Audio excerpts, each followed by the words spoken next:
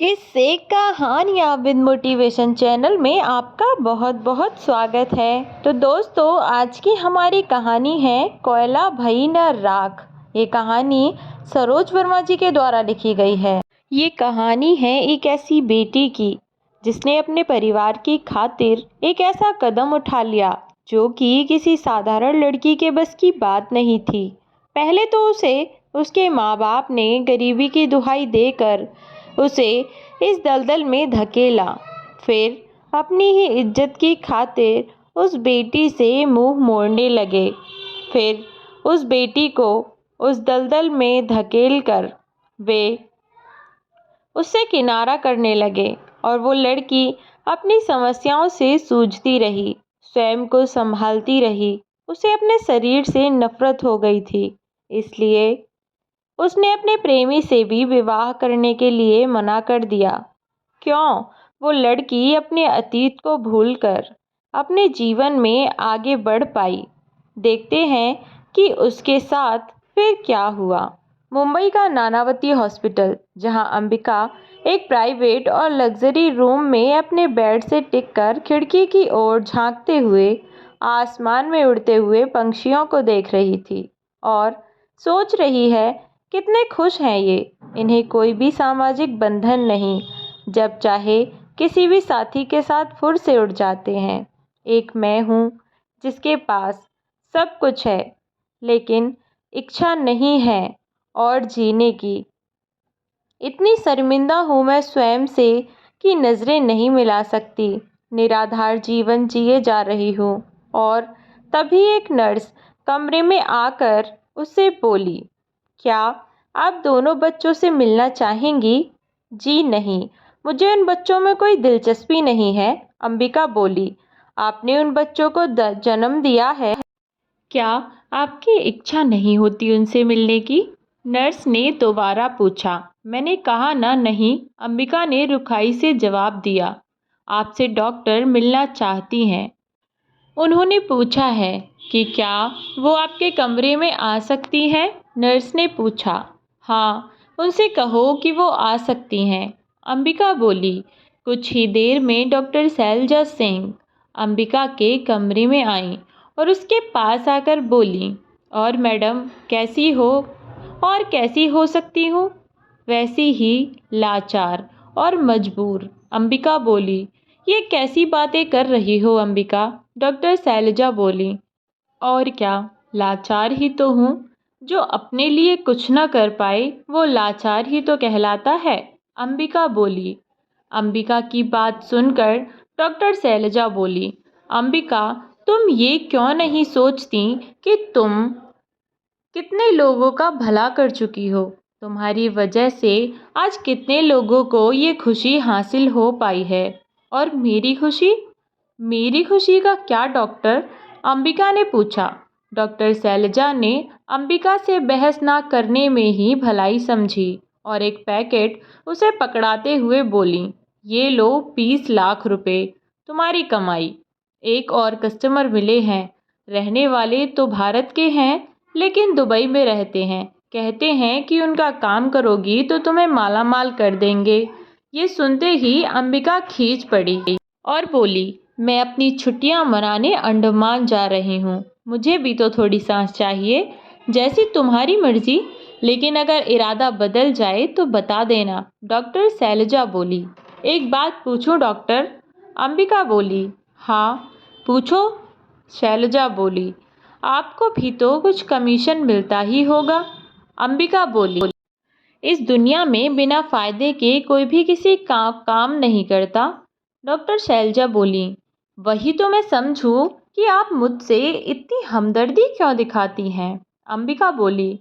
मैं भी एक औरत हूँ शैलजा, और सालों तक मैंने भी माँ ना बन पाने का दर्द झेला है। एक औरत को बच्चा ना होने पर समाज कैसे कैसे नामों से पुकारता है, तुम ये नहीं समझ सकती। एक औरत बिना बच्चे के परकटी चिड़िया होती है, डॉक्टर शैलजा बोली। तब अंबिका बोली, सच डॉक्टर साहिबा, कैसी अजीब है ये दुनिया। शादी के बाद एक औरत माँ बनती है तो उसे और उसके बच्चे को सिर आँखों पर बैठा लिया जाता है। और अगर कोई बिना शादी के माँ बन जाता है तो उसे समाज और दिलों से बहिष्कृत कर दिया जाता है। अंबिका, इस दुनिया के बारे में जितना ज़्यादा सोचोगी तो उलझती जाओगी, डॉक्टर शैलजा बोली। अच्छा, छोड़िए इन सब बातों को, शायद आप सच कहती हैं, अंबिका बोली।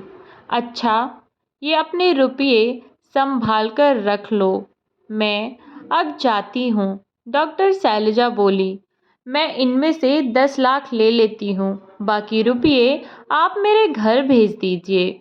पूर्णिमा की शादी है 2 महीने बाद, उसकी शादी में काम आएंगे, अंबिका बोली। तो तुम ही क्यों नहीं दे आती अपने घर जाकर, डॉक्टर बोली। मेरा मन नहीं कर वहाँ जाने को। अम्मा बाबा की शक्लें देखती हूँ तो मुझे अपना अतीत याद आने लगता है, अंबिका बोली। तो क्या छोटी बहन की शादी में भी न जाओगी, डॉक्टर ने पूछा। पता नहीं, सोचा नहीं अब तक, अंबिका बोली। ये क्या बात हुई, डॉक्टर ने कहा। बस कुछ दिन सिर्फ अपने साथ बिताना चाहती हूँ, सबसे दूर, सबसे अलग, अंबिका बोली। उन बच्चों से भी नहीं मिली जिन्हें तुमने जन्म दिया है, डॉक्टर ने कहा। मन नहीं था मेरा, हर बार तो ऐसा होता है।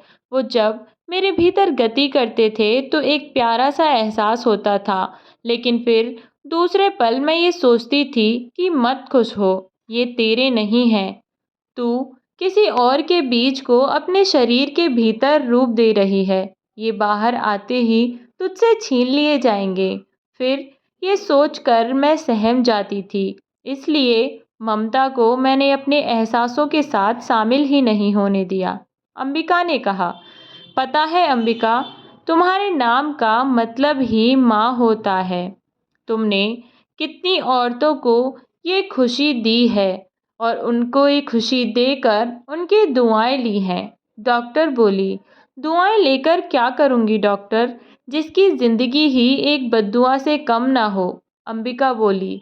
तुम्हें समझाना बेकार है, डॉक्टर ने कहा। मुझे मत समझाइए डॉक्टर, क्योंकि मैं कुछ समझना ही नहीं चाहती, अंबिका बोली। तो कब जा रही हो अंडमान, डॉक्टर ने बात पलटते हुए अंबिका से पूछा। देखती हूँ, जल्दी ही जाने का सोच रही हूँ, अंबिका बोली। ठीक है, तो मैं अब चलती हूँ और आधे पैसे तुम्हारे घर भिजवा दूंगी। और फिर आधे पैसे लेकर डॉक्टर कमरे से बाहर चली गई। डॉक्टर शैलजा के जाने के बाद अंबिका ने बाकी के रुपये उठाए और उन्हें गौर से देखते हुए बोली। तेरे लिए मैं क्या से क्या बन गई, काश तू इस दुनिया में ना होता तो लोग इतना नीचे कभी न गिरते। तूने तो ईश्वर का दर्जा ले लिया है। तू ईश्वर तो नहीं, लेकिन ईश्वर से कम भी नहीं है। क्या क्या नाच नचवाता है तू लोगों को। खैर, अब खिलखिला मत, मेरे पर्स में जाकर आराम कर।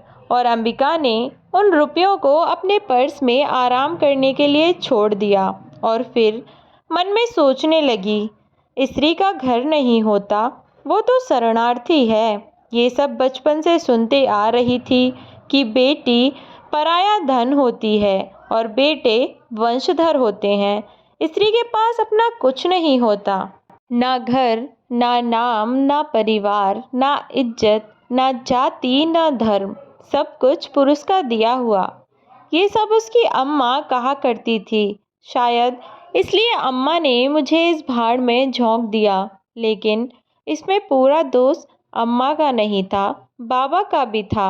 वो ही तो पहली बार ये बात अम्मा से खुसफुसाते हुए बोले थे कि एक बार ही करवाएंगे अम्बो से ये काम, फिर रुपये मिल जाने पर एक दुकान खोल लेंगे, उससे ही खर्चा पानी चलता रहेगा, कम से कम कुछ तो ठौर हो जाएगा। नहीं तो 4-4 लड़कियों को कैसे ब्याहेंगे भला। और अम्मा बाबा की बात सुनकर मजबूरी में राजी हो गई थी। तभी अंबिका का मोबाइल फ़ोन बज उठा। उसने देखा तो उसकी छोटी बहन लक्ष्मी का फ़ोन था। मन तो नहीं था बात करने का, लेकिन मजबूरी बस उसने फ़ोन कान पर लगाकर हेलो बोला। उधर से आवाज़ आई, कैसी हो बड़ी जिज्जी? बढ़िया है, तू बता कैसी है? अंबिका ने लक्ष्मी से पूछा। हम भी ठीक ही हैं, लक्ष्मी बोली। कुछ परेशानी है तो बोल, अंबिका ने पूछा।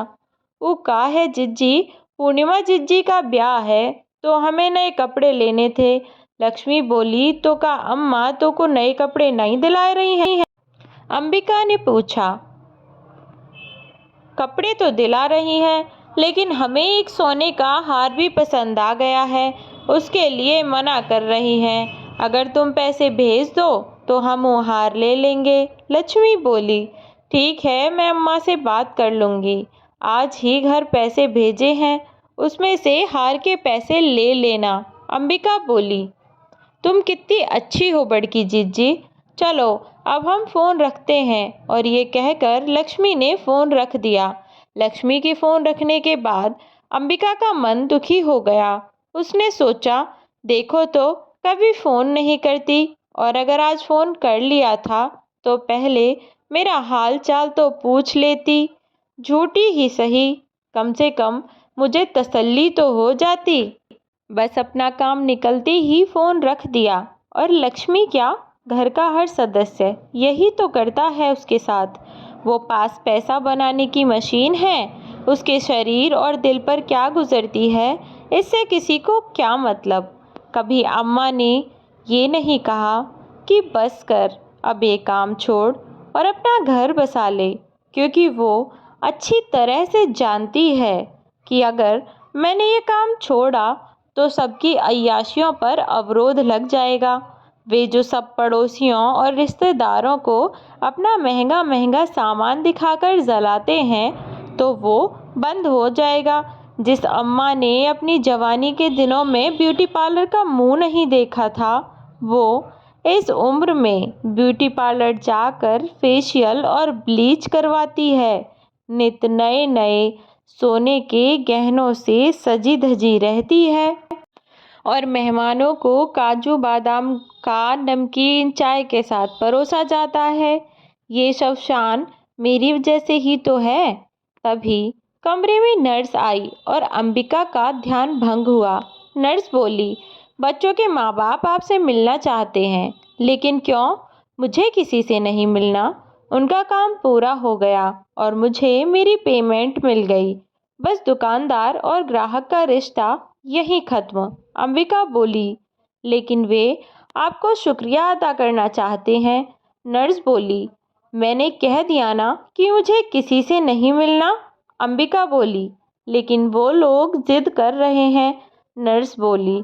अंबिका कुछ देर सोचती रही, फिर बोली, अच्छा, उन लोगों से कहो कि वे मुझसे मिल सकते हैं। ठीक है, तो मैं उन्हें अभी अंदर भेजती हूँ। इतना कहकर नर्स चली गई। कुछ ही देर में दंपति अंबिका के कमरे में थे। पत्नी का नाम सुनैना और पति का नाम संदीप था। लेकिन वो लोग फिर सुनैना ने अंबिका से पूछा, अब आप कैसी हैं अंबिका जी? कैसी हो सकती हूँ भला? अंबिका ने रुखाई से जवाब दिया, जी मैं समझ सकता हूँ आपके मन की पीड़ा, संदीप जी बोले। उनकी बात सुनकर अंबिका हंस पड़ी। हा हा हा, अपनों ने तो नहीं समझी, आपने समझ ली मेरे मन की पीड़ा, इसके लिए धन्यवाद। अंबिका हाथ जोड़ते हुए बोली, मैं आपसे कुछ कहना चाह रही थी। सुनैना बोली, जी कहिए। अंबिका बोली, जी मैं चाह रही थी कि आप कुछ दिन बच्चों के साथ रह लेती तो उन्हें बाहर का दूध नहीं देना पड़ता। सुनैना बोली, मैंने पहले ही कहा था कि बच्चे के पैदा होने के बाद मेरा उनसे कोई भी रिश्ता नहीं रहेगा, लेकिन आप मेरे पैरों में ममता की बेड़ियां पहनाना चाह रही हैं, अंबिका बोली। डॉक्टर ने कहा है कि बच्चों को माँ के दूध की आवश्यकता है, सुनैना बोली। ये कभी नहीं हो सकता, अंबिका बोली। जब इतना एहसान किया है तो हम पर एक और एहसान कर दीजिए, संदीप जी गिड़गिड़ाए। मुझे छुट्टियां मनाने बाहर जाना है, मैं यहाँ और नहीं रुक सकती, मेरा दम घुटता है यहाँ, अंबिका ने कहा। कृपया मेरी बात मान लीजिए, मैं आपके सामने हाथ जोड़ती हूँ। सुनैना बोली। देखिए, आप मुझे मजबूर मत कीजिए, अंबिका बोली। मैं आपको मजबूर नहीं कर रही, बस विनती कर रही हूँ आपसे, सुनैना बोली। ठीक है, तो मुझे सोचने का थोड़ा वक्त दीजिए, अंबिका बोली। और फिर अंबिका का जवाब सुनकर वे दंपति चले गए और इधर अंबिका उधेड़-बुन में लगी हुई थी। शाम होने को आई, लेकिन अंबिका को कुछ सूझ ही नहीं रहा था। तभी डॉक्टर शैलजा आईं और बोलीं, कैसी हो अंबिका? अंबिका की बात को अनसुना करते हुए डॉक्टर शैलजा बोलीं, तुम्हारे पैसे मैंने तुम्हारे बाबा के अकाउंट में ट्रांसफॉर्मर करवा दिए हैं। ठीक है, कोई तो खुश है इस जहां में मेरी कुर्बानी से, अंबिका बोली। लेकिन उन बच्चों के माँ बाप खुश नहीं थे तुम्हारा जवाब सुनकर, डॉक्टर शैलजा बोली। तो क्या करूं? उन बच्चों के पास रहूंगी तो मेरी ममता उनसे जुड़ जाएगी, फिर उन्हें छोड़ने में मुझे बहुत कष्ट होगा, अंबिका बोली। देखो, वे बहुत ही अमीर लोग हैं, विदेश में उनका कारोबार है और वे वहीं रहते हैं। बच्चों की चाह उन्हें भारत खींच लाई, इसलिए इतने महीने वे भारत में रह गए। वे कह रहे थे कि तुम जहाँ भी छुट्टियां मनाने जाना चाहती हो तो जाओ, और वे भी बच्चे को लेकर तुम्हारे साथ जाने को तैयार हैं। तुम्हें बच्चों को केवल सुबह और शाम में फीडिंग करवानी होगी, बाकी समय तुम कुछ भी करो, तुम्हारी मर्जी। और वो तुम्हारे रहने और किराए का भी पूरा पूरा खर्चा उठाने को तैयार हैं। मेरे ख्याल से तुम्हें इस बारे में एक बार सोचना चाहिए, डॉक्टर शैलजा बोली। तो क्या करूं? हाँ बोल दूं, अंबिका बोली। जैसी तुम्हारी मर्जी, मैंने तो केवल सलाह दी है, डॉक्टर शैलजा बोली। मुझे कुछ समझ नहीं आ रहा, अंबिका बोली। तुम्हारे पास सोचने का समय है, मुझे 1-2 दिन में जवाब दे देना, डॉक्टर शैलजा बोली। और फिर डॉक्टर शैलजा ने अंबिका का चेकअप किया, कुछ इंजेक्शन लगाए और चली गई। इधर अंबिका फिर से उधेड़-बुन में लग गई। तो दोस्तों, आज की कहानी आपको कैसी लगी, कमेंट बॉक्स में ज़रूर बताएं। मिलती हूँ कल एक नई कहानी के साथ, तब तक के लिए अपना ध्यान रखें।